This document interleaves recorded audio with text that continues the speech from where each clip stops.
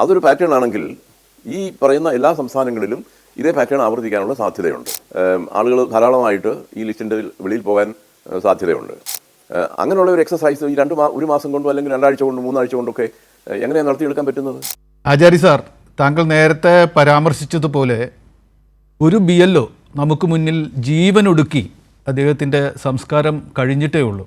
ഒപ്പം തന്നെ BLOമാരായ നമ്മുടെ 2 സഹോദരങ്ങൾ ഈ തൊഴിൽ സമ്മർദ്ദം താങ്ങാനാവാതെ തൊഴിലിടത്തിൽ എന്ന് പറഞ്ഞതുപോലെ തന്നെ ബോധം കെട്ട് വീണ് അവർ ആശുപത്രിയിലായിരിക്കുകയാണ്.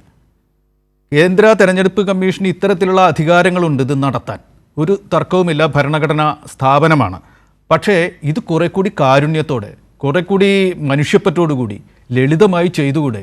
നമുക്ക് വളരെ സമഗ്രമായി ചെയ്ത പട്ടികയുണ്ട്. കഴിഞ്ഞ പൊതു തെരഞ്ഞെടുപ്പിലെ പട്ടികയോ മറ്റോ അടിസ്ഥാനമാക്കി ചെയ്തുകൂടെ?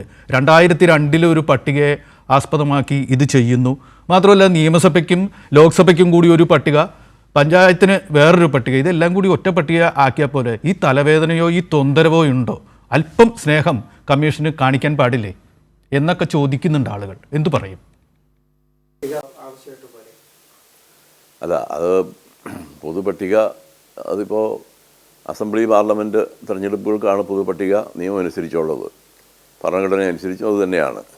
പിന്നെ ലോക്കൽ ബോഡീസിൻ്റെ പ്രത്യേകമായ ഇതുമായിട്ട് ബന്ധപ്പെടുന്നില്ലത്. അങ്ങനെയാണ് അത് ഡിസൈൻ ചെയ്തിരിക്കുന്നത്. പക്ഷേ സിമ്പിളാണോ എന്ന് ചോദിച്ചു കഴിഞ്ഞാൽ ഇതൊരു സിമ്പിളായിട്ടുള്ള പ്രക്രിയയാണ്. ഇതിപ്പോൾ ഒരു വീട്ടിൽ ഇത് ഒരു BLO, ഒരു ഇലക്ട്രൽ രജിസ്ട്രേഷൻ ഓഫീസർ വന്ന് കാര്യങ്ങൾ ചോദിച്ച് അതെല്ലാം റെക്കോർഡ് ചെയ്യുന്നു, പോകുന്നു. അതെല്ലാം സിമ്പിളായ ഓപ്പറേഷൻസാണ്. പിന്നെ പ്രശ്നം വരാൻ പോകുന്നതെന്ന് പറഞ്ഞാൽ സിറ്റിസൺഷിപ്പ്. ഇവർ 2003 ശേഷമുള്ള എല്ലാ ആളുകളുടെയും സിറ്റിസൺഷിപ്പ് അവർ അന്വേഷിക്കുന്നു.